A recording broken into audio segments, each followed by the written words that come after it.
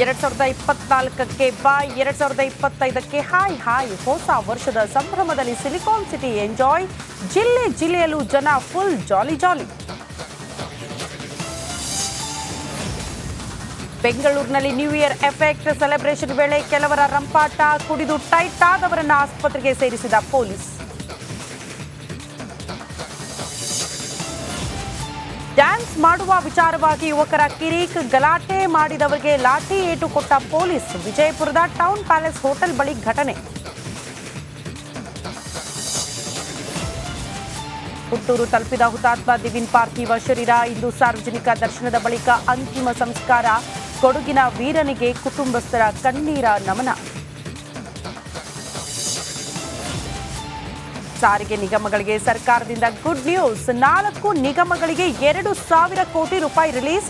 ಸಾರಿಗೆ ನೌಕರರು ಫುಲ್ ಖುಷ್.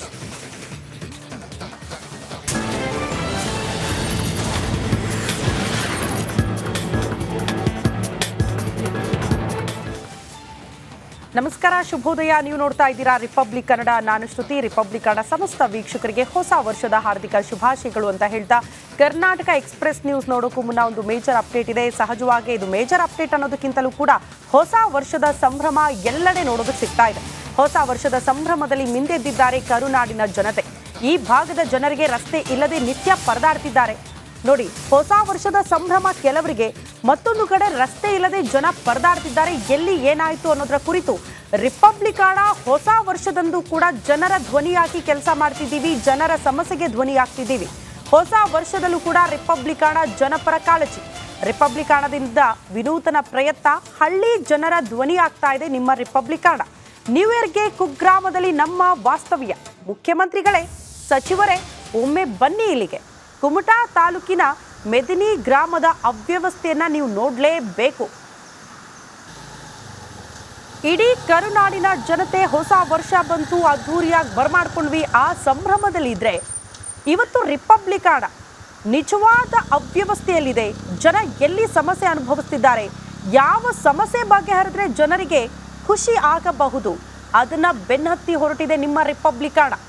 ಆಗ ಸಿಕ್ಕಿರುವ ಅವ್ಯವಸ್ಥೆಯ ದೃಶ್ಯ ನೋಡ್ತಾ ಇದ್ದೀರಿ. ದಯವಿಟ್ಟು ಜನಪ್ರತಿನಿಧಿಗಳು, ಅಧಿಕಾರಿಗಳು ಇತ್ತ ಕಣ್ಣು ಹಾಯಿಸಬೇಕಾಗುತ್ತೆ. ನಮಗೆ ತುಂಬ ಸಮಸ್ಯೆ ಅಂದರೆ ಮಳೆಗಾಲದಲ್ಲಿ ಇಲ್ಲಿ ಸೀಕು ಸಂಕಟ ಬಂದರೆ ತುಂಬ ಕಷ್ಟ. ಏನು ಮಾಡೋಂಗೂ ಇಲ್ಲ. ಕಂಬಳಿ ಜೋಲಿ ಕಟ್ಟಿ ಹೊತ್ಕೊಂಡು ಹೋಗೋ ಸ್ಥಿತಿ. ಅಲ್ಲದೆ ಈ ಬಸರಿಯವರು, ಬಾಳಂತಿಯವರು, ವಯಸ್ಸಾದವರಿಗೆ ಹೆಚ್ಚು ಕಡಿಮೆ ಆದರೆ ತುಂಬ ನಮಗೆ ಕಷ್ಟ. ಮಕ್ಕಳಿಗೆ, ಮರಿಗೆ ತುಂಬ ಕಷ್ಟ ಆಗೋದೇನೋ ಹೌದು, ಅಲ್ಲ ಅಂತಲ್ಲ. ಹಾಗಾಗಿ ನಾವು ಕಷ್ಟದ ಜಾಗದಾಗ ಇರೋದಕ್ಕೆ ದೇವರೇ ಕಾಯ್ಬೇಕೆ ಬಿಟ್ಟರೆ ಮತ್ತು ಯಾವ ಹೊಣೆ ಇಲ್ಲ. ಯಾವ ಸರ್ಕಾರದವ್ರು ಬಂದರೂ ನಿಮಗದು ಇದೇ ಕೊಡ್ತೇನೆ, ರೋಡೇ ಮಾಡಿಕೊಡ್ತೇನೆ, ಯಾವುದು ಈವರೆಗಿಲ್ಲ.